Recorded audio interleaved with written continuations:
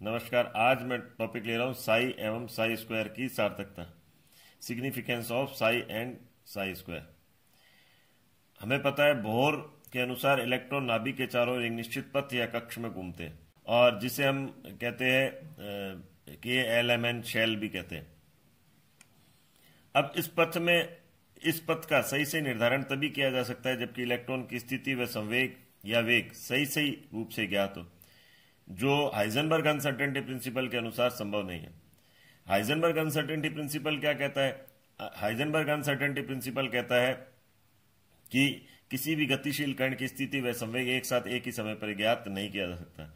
जब हम स्थिति और संवेग को सही ज्ञात नहीं कर सकते तो हम पथ का भी सही निर्धारण, इलेक्ट्रॉन के पथ का भी सही निर्धारण नहीं कर सकते। इस प्रकार हाइजेनबर्ग अनसर्टेनिटी प्रिंसिपल बोर परमाणु मॉडल को रिजेक्ट करने में सहायक होता है। हम पहले भी बता चुके हैं। अब क्वांटम यांत्रिकी क्या करती है? क्वांटम यांत्रिकी एक निश्चित पथ को नहीं बताती बल्कि उस क्षेत्र को बताती है जहां इलेक्ट्रॉन के पाए जाने की प्रायिकता या संभावना। साई स्क्वायर जो है वो प्रायिकता को ज्ञात करता है, यानी जो प्रायिकता को साई स्क्वायर द्वारा दर्शाया जाता है, जहां साई जो है वो तरंग फलन को प्रदर्शित करता है। वह क्षेत्र जहां नाभिक के चारों ओर इलेक्ट्रॉन के पाए जाने की प्रायिकता उच्चतम होती है उसे परमाणु कक्षा के एटॉमिक ऑर्बिटल कहते हैं। इस प्रकार जो बोहर का ऑर्बिट है वो यहां क्वांटम मैकेनिक्स में एटॉमिक ऑर्बिटल में कन्वर्ट हो जाता है। ये हमने दिखाया है कि किस प्रकार से नाभिक के चारों ओर इलेक्ट्रॉन का मूवमेंट है और नाभिक के चारों ओर ये क्षेत्र हमने दिखाया है। यहां पर जो नाभिक के नजदीक में वो क्षेत्र अधिक, वो इलेक्ट्रॉन के पाए जाने की प्रोबेबिलिटी सबसे अधिक होती है।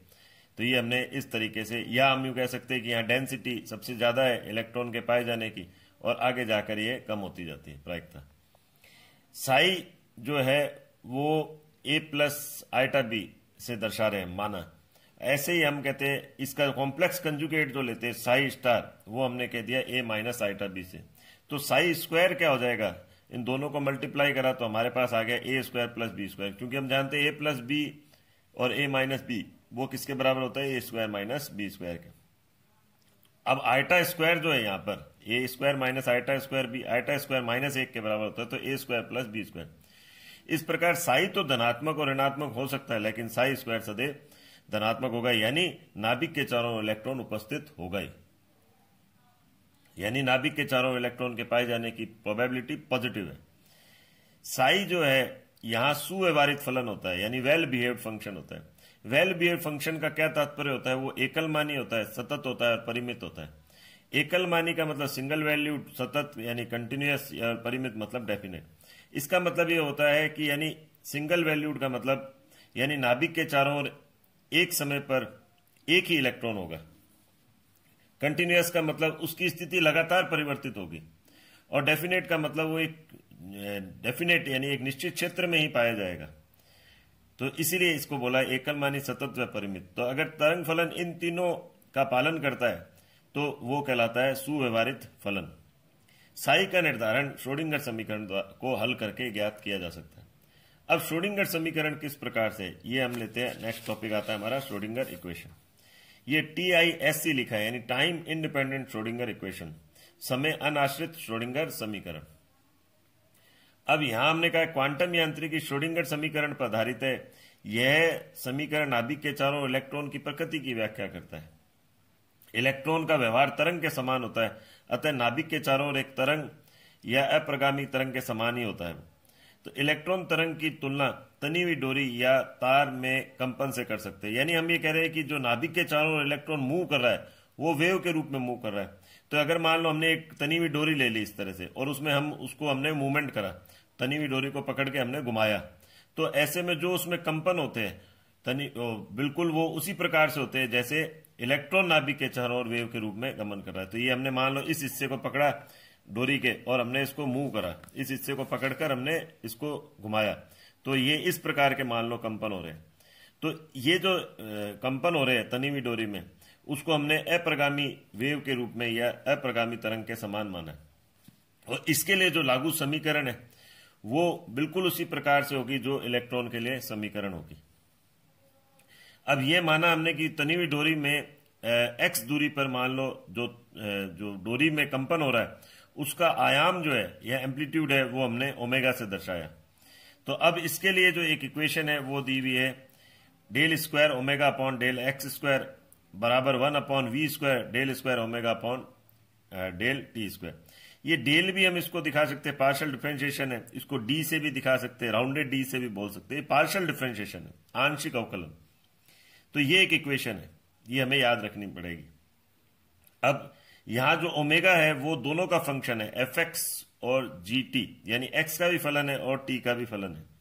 जी टी की जगह हमने रख दिया ए साइन 2 पाई न्यू टी, ये तनी हुई डोरी के लिए। और तनी हुई डोरी के कंपन को हम किसके समान मान रहे हैं? इलेक्ट्रॉन के जो वेव के समान मोशन है उसके समान। तो अब ये हमने रख दिया यहां पर। अब बारी बारी से हम क्या करेंगे, पहले आंशिक अवकलन करेंगे किसके सापेक्ष? एक्स के सापेक्ष, और फिर हम करेंगे टी के सापेक्ष, और फिर इन दोनों की वैल्यू को हम यहां इस इक्वेशन में पुट कर देंगे। ये हमने करा सबसे पहले एक्स के सापेक्ष आंशिक अवकलन। तो हमने ओमेगा वापस से लिख लिया F X G T F X A sine 2 pi nu T.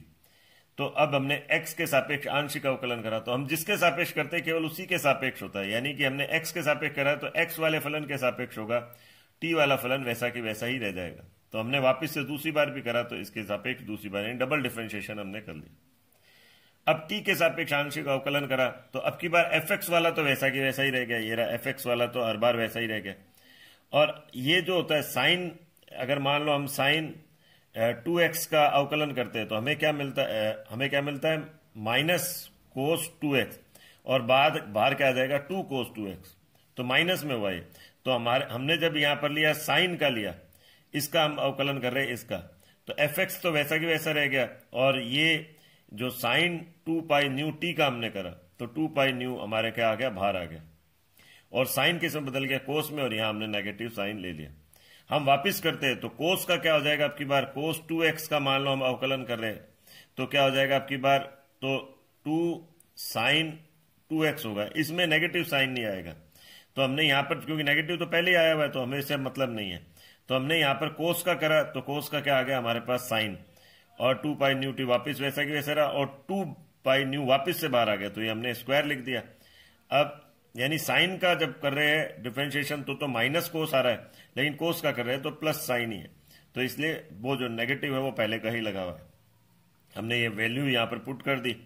अब इसमें क्या करा हमने, इसमें हमने करा इसको इधर की तरफ ले गए, इस इक्वेशन को हम इधर की तरफ, ये तीसरे नंबर इक्वेशन है। अब हमने सबसे पहले रख दी वन नंबर इक्वेशन, तो 2 और 3 का जो मान है वो 1 में रख दिया, यानी 2 और 3 का जो मान है वो हमने किस में रख दिया, 1 में। 1 कौन सा था, ये वाला, ये 1 भी हमने यहां पर वापस से लिख दिया।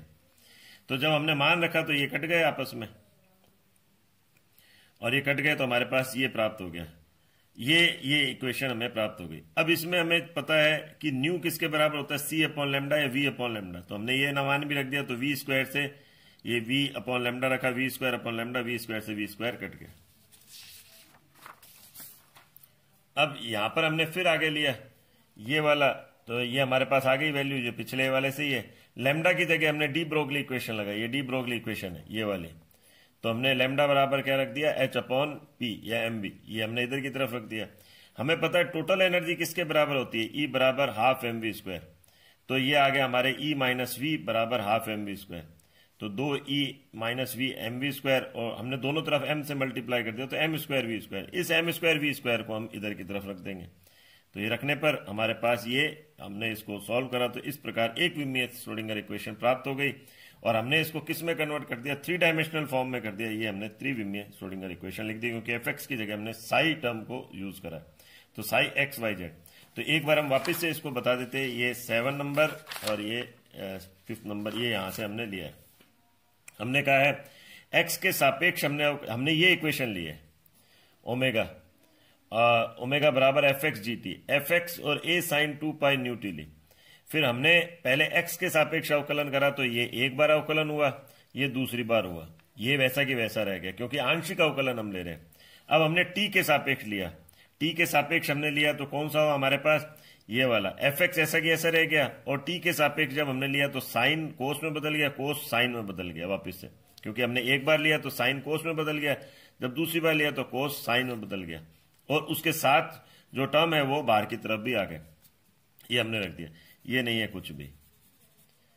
अब हमने ये इक्वेशन ली फर्स्ट जो हम ले चुके थे, इसको हमने इसमें पहले हमने कौन सा वाली वैल्यू रख दी, ये वाली वैल्यू रख दी दूसरी नंबर, और फिर हमने कौन सी रख दी, ये जो थर्ड नंबर जो है, थर्ड नंबर इक्वेशन से इन दोनों जगह पर हमने ये वैल्यू रख दी। जब हमने वैल्यू रखी तो हमारे पास ये इक्वेशन प्राप्त हुई, हमने इसको दोनों तरफ ये हटा दिया, अब ये हमारे पास लास्ट में इक्वेशन प्राप्त हुई।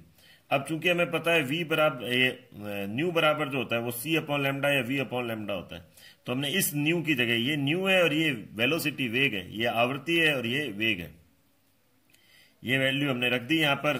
v स्क्वायर से v स्क्वायर कट गया तो 4 पाई स्क्वायर लेमडा ये हमें प्राप्त हो गया। अब इसमें हमने क्या कर दिया, लेमडा ये डी ब्रोगली इक्वेशन है, ये डी ब्रोगली इक्वेशन है, ये डी ब्रोगली समीकरण है। अब ये डी ब्रोगली समीकरण में हमने क्या करा है, लेमडा एच अपॉन वी, ये हमने एच अपॉन एम भी रख दिया, ये आ गया। अब चूंकि हमको एम स्क्वायर वी स्क्वायर का मान रखना है तो हमने ये इसको सॉल्व करा, ई बराबर, चूंकि काइनेटिक एनर्जी पोटेंशियल एनर्जी के बराबर होता है, के सम के बराबर होता है, तो ई माइनस वी इधर की तरफ ले गए, हाफ एम बी स्क्वायर, दो को इधर मल्टीप्लाई कर दिया और यहाँ एम से दोनों तरफ कर दिया एम स्क्वायर, तो एम स्क्वायर वी स्क्वायर का मान हमने उधर की तरफ रख दिया। तो इस प्रकार हमें ये श्रोडिंगर इक्वेशन प्राप्त हुई। एम स्क्वायर वी स्क्वायर का मान रखने पर ये वन डायमेंशनल है क्योंकि एक्स लिया है। अब एक्स वाई जेड हमको थ्री डायमेंशनल लेने के लिए हमको क्या करना पड़ा, एफ एक्स की जगह साई को यूज करना पड़ा। Thank you.